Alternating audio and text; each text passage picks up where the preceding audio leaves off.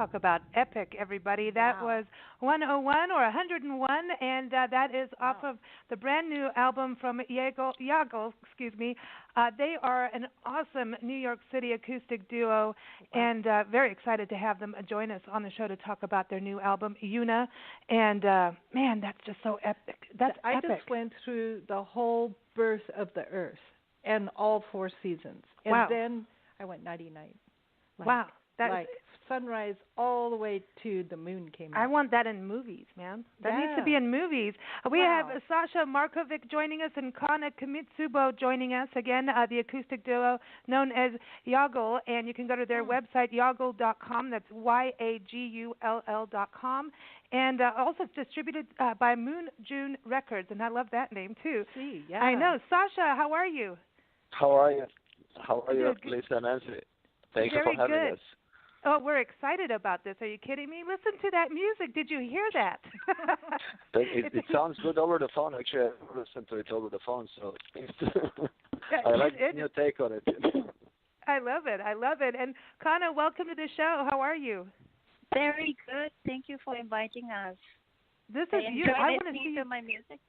I love it. I love it when when we get to New York City on our tour, we're going to have to come see you guys perform live because you have so much energy. Oh, definitely.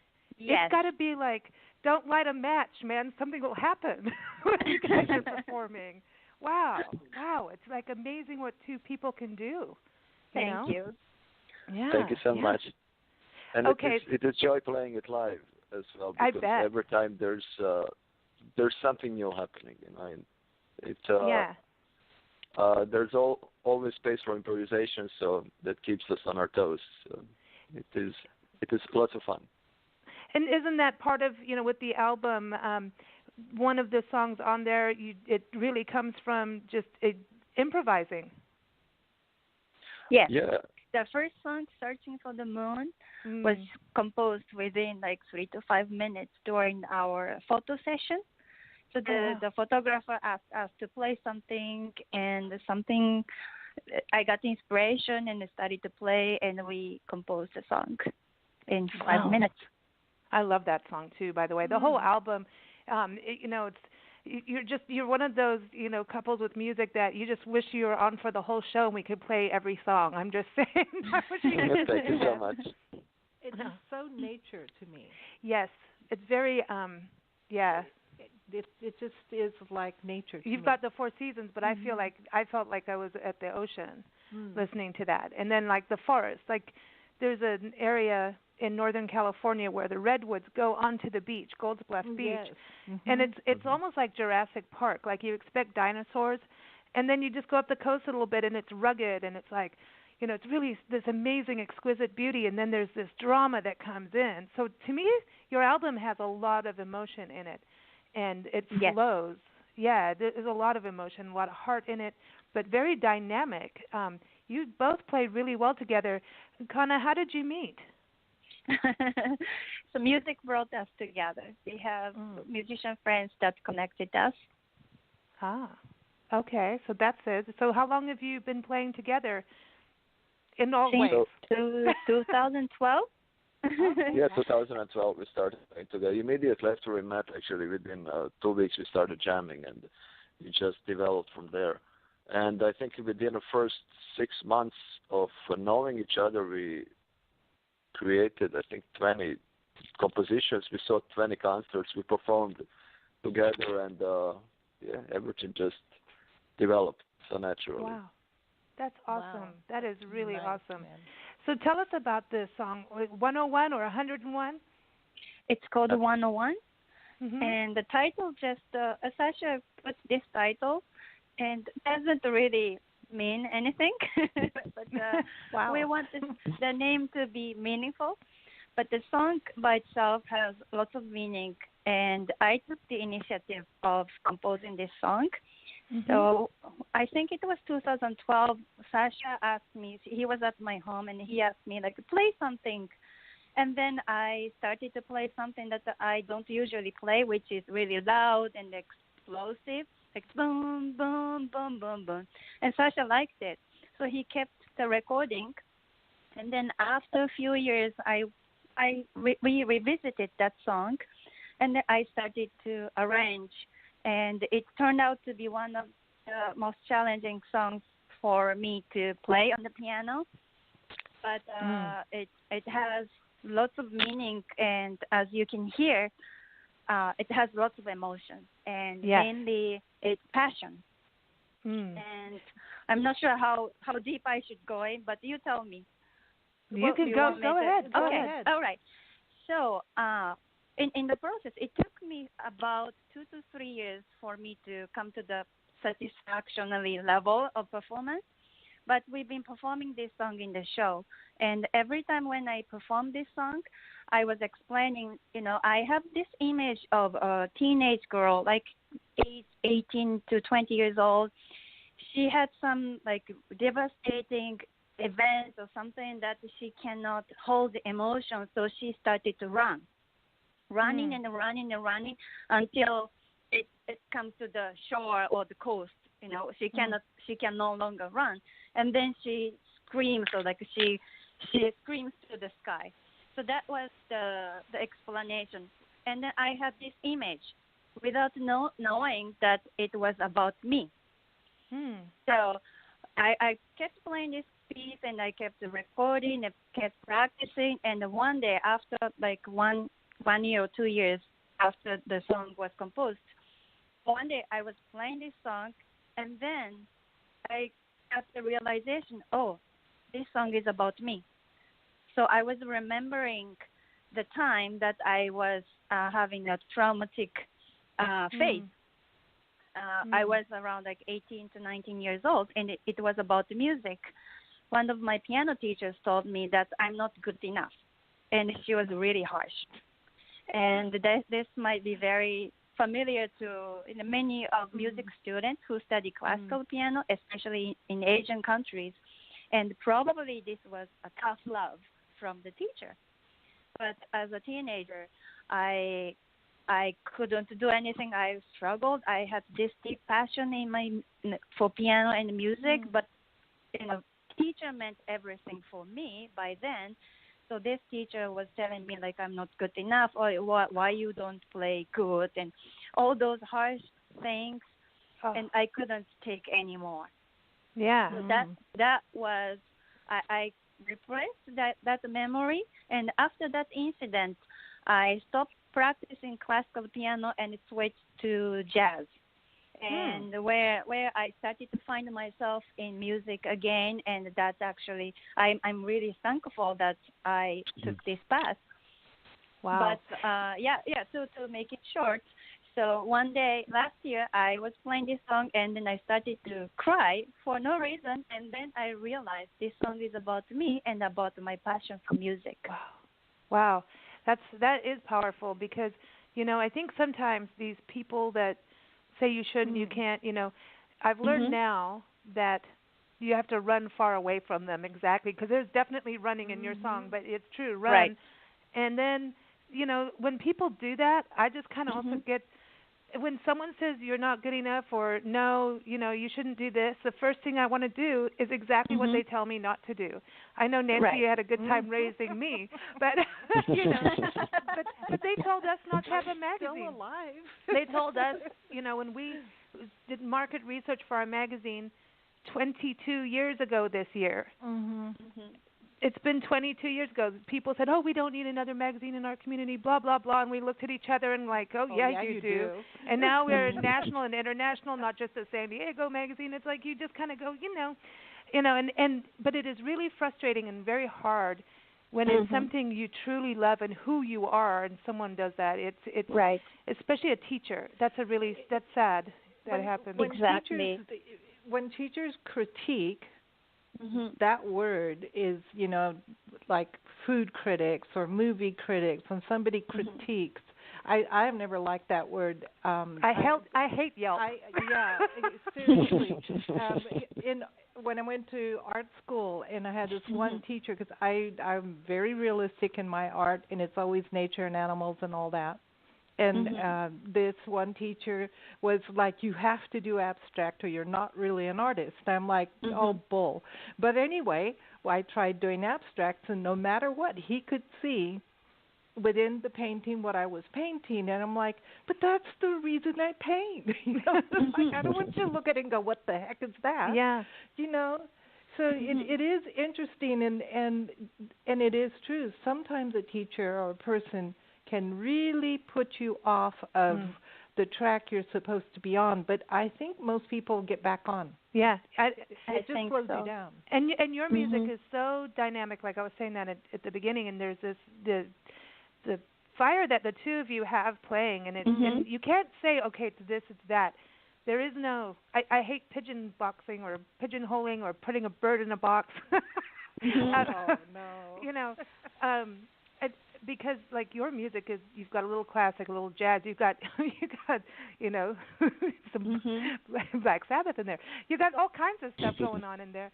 But then there's this bluesy edge that you bring in, Sasha, with the guitar. That you wouldn't think that until all of a sudden it happens. It's like, wow, that really works, and it just brings this whole other flavor. Different. It's like fusion food, So Yeah, you have your own style. I love that. Did you come from a bluesy background with your guitar? I'm a self-taught guitarist. I really was influenced by all the music that I listened to. Starting when I was a teenager, and then throughout the years I discovered so much different music. But when I was 11 years old, I really got into blues rock, and hard rock in general. I would say any kind of early 70s music, because early 70s was a time of when music was extremely experimental. So you couldn't really box all these bands and artists, into certain kind of branch. That's when they made up so many branches so they could kind of market it later and label it. So so all that music that I was discovering when I was discovering records, I would discover them by going to record markets in Belgrade. I'm from Belgrade, Serbia, and cool. I would just buy records if I liked the cover, if there was something that would kind of intrigue my imagination, and I would discover music with very open mind and open heart. So that helped probably make my taste more eclectic and keep discovering throughout the years. And throughout the years, I kept branching to many different styles. So when me and Kana met, there were many artists actually that we both like, but we basically come from very different backgrounds. Musically. So when we met and we started creating music, it was just for the sake of music. We never thought about, okay, let's try things so we can become, a jazz band, or we can become this kind of band. We just started creating for the sake of music, and I think that that shows in our music and in our final pieces. So you cannot really label it exactly, but you can kind of label it into different styles loosely. So I think that makes it interesting. It's delicious, man. It sounds like a film score to me. I know. I see pictures to it. Yeah, it's a moving. Like you could totally have 101 in like a movie where someone is like getting on the train and running, jumping on the roof of the train. I don't know, but the train has to be in there, and then then you jump off the train and you got to run. The dogs are coming. I see lions stalking zebras. I know. Going after There's one. like this. But wow. it's very visual, and I think that is so cool when there's music that you trip out, and it really when people can have these visual, the emotional and visual, journey. Many that people is awesome. Actually, have told us like we should do like a music for movie, and like our music is really visual. Yeah, we I love would love to do that. I love any it. opportunity. Yeah. I would love to, 101, I think, there's what's amazing is that it's the two of you, yet it feels like you really, the passion that you put into it and the movement in it, because you do feel like you're running, that movement, it feels like something you would hear it with an orchestra. And I was like, wow, could you imagine an orchestra taking that and performing it? Then I wonder, like, would it ruin it? Because there's something so perfect where it is. I wonder. I just think that you could just have the beginning of the earth and big explosions. She wants to volcanoes. You want Nancy wants to play God. I know. Okay, we're gonna get emails just now. You know, here it comes. Here it comes. No, I just see like the beginnings of the earth and dinosaurs. Oh, I told you, Jurassic Park coming through. Yeah, I know that would be cool. Dinosaurs running. Remember Lake Nakuru and all the flamingos? Yeah. Off? See, I would put that to that kind of movie. But Sasha, I do have to say about the albums that you know going and buying albums in record markets, and I'm really excited to see albums and vinyl come back. Thank you. Thank you so much. Cover art coming back for that, you know. But the way you purchase, that's how I learned how to drink wine. I like that album. I like that label. I'll take it home. Yeah, really, it means something. Actually, visual is so important. I think in my case too. When I go to a pharmacy store, that's the only way I choose everything. Exactly, that's awesome. If it has any kind of packaging that is kind of viable. You know? Yeah, there's something that makes you kind of like, ooh, what's that about? You know, kind of curious and what story are they telling? Whether it's wine, a book, you know, you're not necessarily judging. You're curious. It's got to give you that little curious part of it. I like wine labels that have animals on them. So I want to know about your name, Yagull. Am I saying that right yet? No, yes, correct. Yeah. Okay, Sasha can explain. Yeah, Sasha, tell us about the name, the band name. Yes, you see, for a long time I was kind of ashamed of this story because it wasn't mystical enough and it was so silly. In around 2008 or 2009, you know, I was playing on a part of New York rock scene, and I played with a few bands and mostly clubs around New York.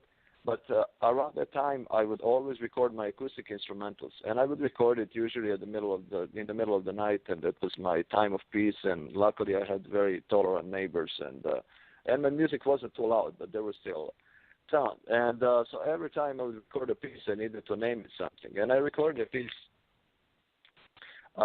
very peaceful guitar duet. Was kind of overdub. I liked the piece, but I was so tired. It was so late at the night that I just had to label it something, so I would kind of connect it to that night. Guitars I used on that particular piece was one was Yamaha guitar, classical guitar, and the other one was Seagull, Canadian-made guitar. So I said, okay, how about I combine these two names? So I combined Ya from Yamaha and Go from Seagull, so it became Yagull. And I completely forgot about that track, but when I released my first album as Yagull in 2012, I chose that piece to be on the album, and then I needed a name for a project. So I did a few different projects, and I realized if I don't stick with one name, it all evaporates. Kind of, it becomes. It's important to have something that people can connect to, and you get remembered a bit more. So that was the only track on the album. You see, I like the bands that had the name of the band, name of the album, and name of the song kind of on the same album. There are a few rock bands. There was a Bad Company, Black Sabbath, you know, that had that kind of concept. So I said, okay, I'm releasing this album. This is the first album with this project. There's the name of the band. I will pick at least the name of the song. And name of the band can connect, and that was the only name that I would kind of use, and it had enough of mystical sound that I could use it as a name of the band, and it just stuck. So now we're stuck with Yagull. So that's the true story. I wanted it's interesting. It's a good word because you could use it in different ways. Like it to me, it's you could just like Yagull. Yeah.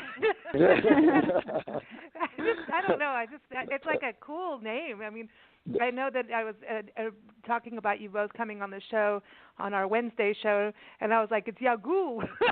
You know, I'm going to go wherever, but I'm glad that I'm not ruining some language. But it's cool when you know meld different things together, guitars, and you know you could call it Nelson the Seagull. But you talk about Black Sabbath, and oh my gosh, one of my favorite songs on the album is Sabbath's Bloody Sabbath, and it's so cool. And you do have Birds in the Box on the song.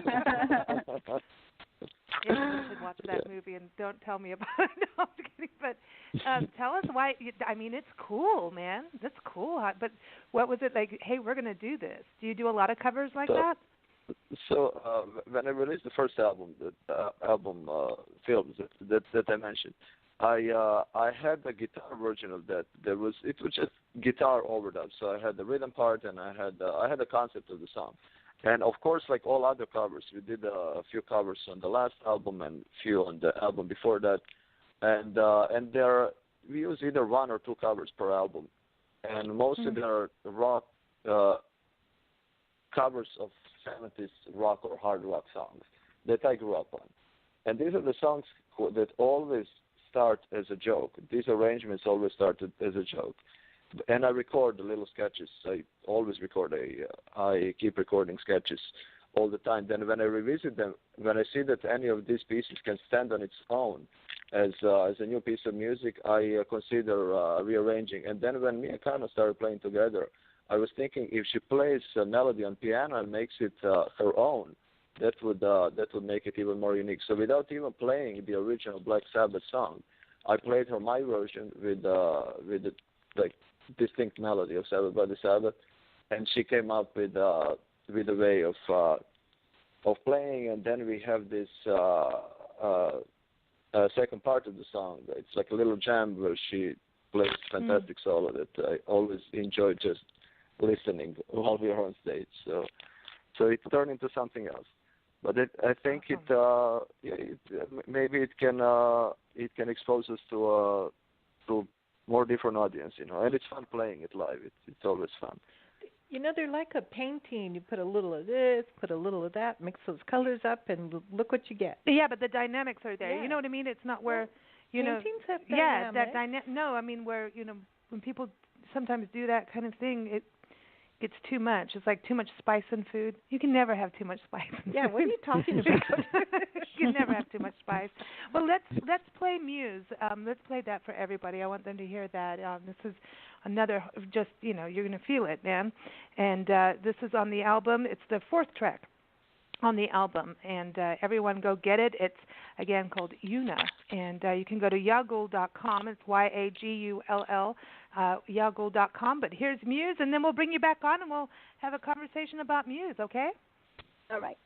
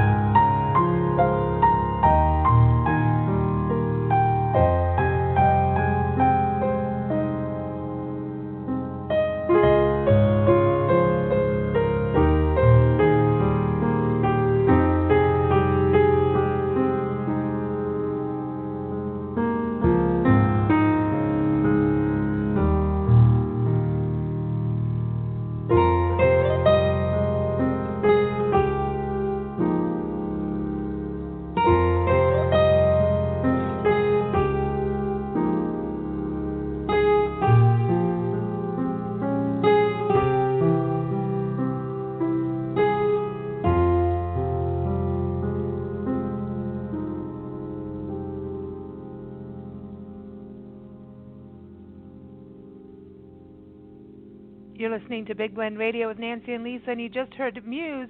It is off of the brand new album by Yagull, and that's YAGULL.com. Go get it. It's called Yuna, and we're really happy to have Sasha and Kana here on the show with us to talk about their album and to play their beautiful music. And man, that's deep. Kana, that takes me to like a very special place with a special friend who's since gone. There was this beautiful. We're back at the beach. I don't know what it is, but you guys have beach music. Yeah. Like drama beach music, not like sunny Pacific Coast. I'm going to the Pacific Coast with it. And we'd go out there and just have like these really deep conversations of where we're going to go. And actually, it was a bandmate of ours, and he's since gone. But we would watch the full moon over in Carlsbad, California, and just discuss where we were going to go with everything, and that song is special. Mm-hmm. Tell us Thank about you. it. So I talked about 101, which is very emotional, and this song Muse is probably the most, not probably, this is the most emotional song for us. And I'd like to share the story. It's actually shared on our album in the liner notes written by Mr. Raymond Benson, who is the author for James Bond 007. So it's not secret, so I'm going to share this story. So starting from, let's talk about the last album that we named Kai. So our last album is called Kai, and the name Kai is actually our son's name. And this album, Yuna, was supposed to be the name for the baby who was supposed to be born, but she didn't. So this song was composed just after we found out the baby was no longer alive. And so, of course, painful, as you can imagine. But at the same time, the baby for a reason, and she wanted to love from us. She wanted to, be with us, even for a short period of the time. And I also had the feeling of celebration of her coming us and living with peace. So I had to make smaller. Kana, you're going in and out on your phone. I don't know if you need to move to a different part of the room.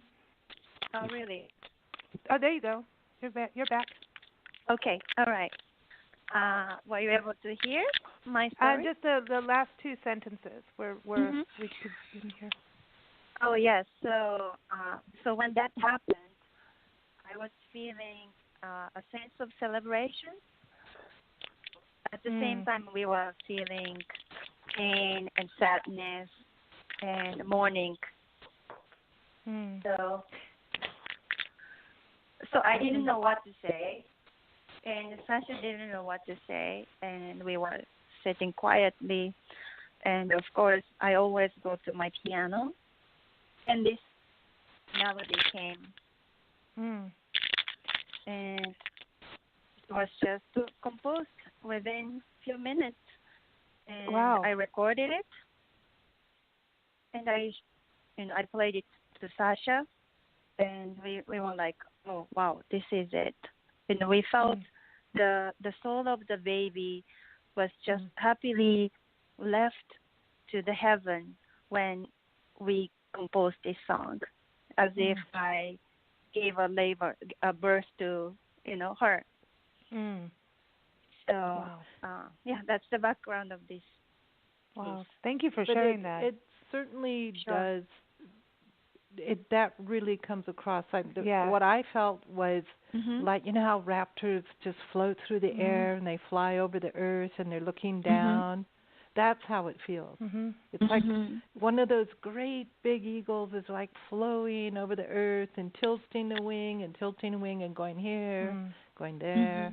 Well, that's like your brother Ricky. He's gone, and Matt. I think that's why I was feeling that. It's touching. It's really heartfelt, and I think that's what it's not necessarily.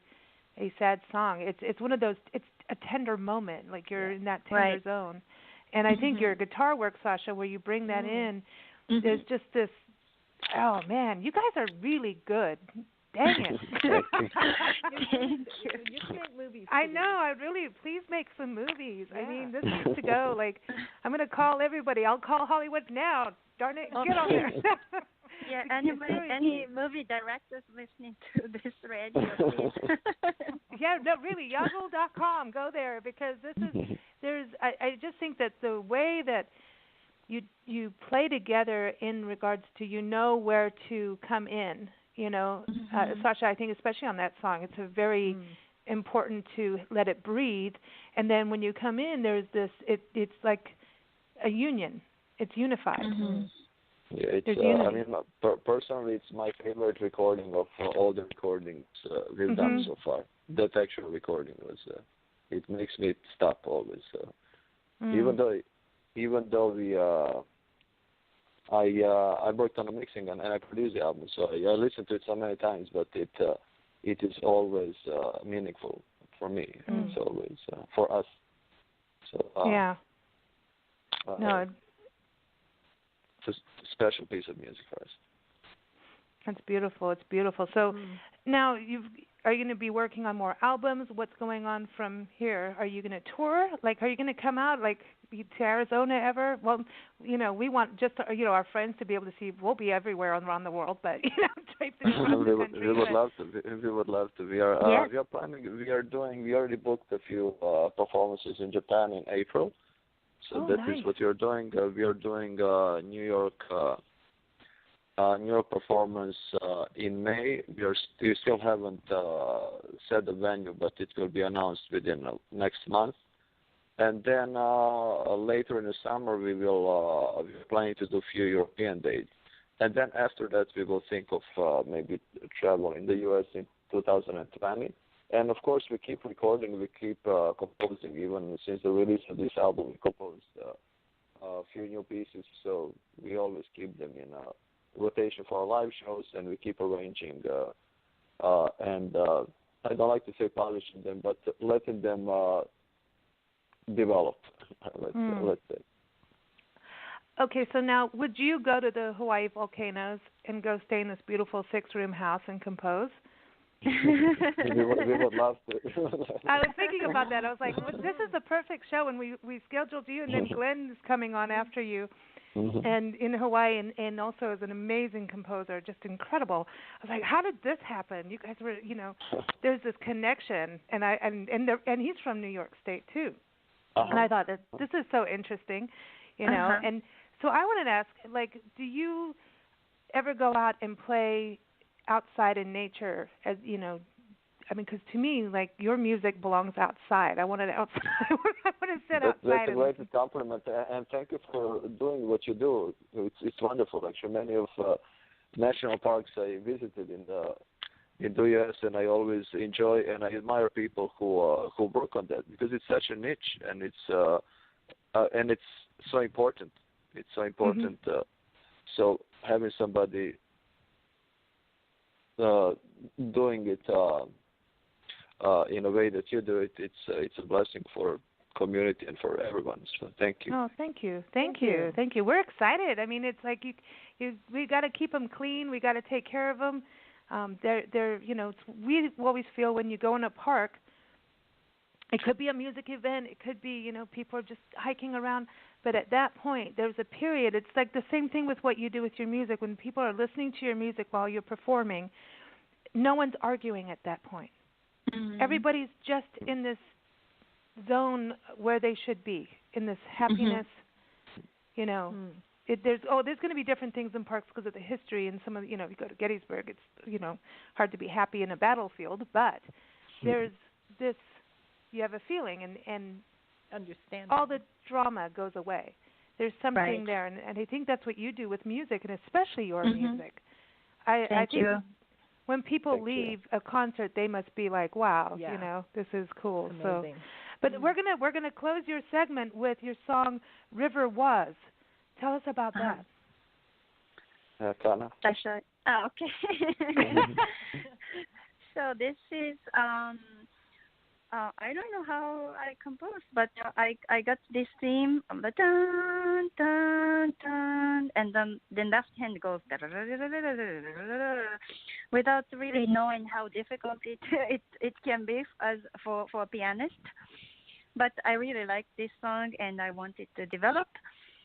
So I think this song is many people's favorite actually. So many people actually request for us to play this song in the concerts, and they keep saying like, "Oh, this is also really like visual and cinematic." And I really love performing this song because it excites us and it's thrilling, and it feels so good. Yeah, it does. It is beautiful, Yeah. and your whole album, everyone, you've got to get this. I'm telling you, it'll change your life. And pour a really good glass of wine, sit down and listen and enjoy. Go outside with it, go under a tree. But River was on the album. We're going to play it now. And again, everyone, the website is yagull.com, so Yagull. I'm going to be saying that for the rest of the day. Yagull. It's going to happen. But everyone, Yagull.com. Again, the album is Yuna. Thank you both for joining us. It's been a true pleasure having you on the show. Real pleasure. Here it is, everyone. River was. You take care. Thank you. Thank you so much.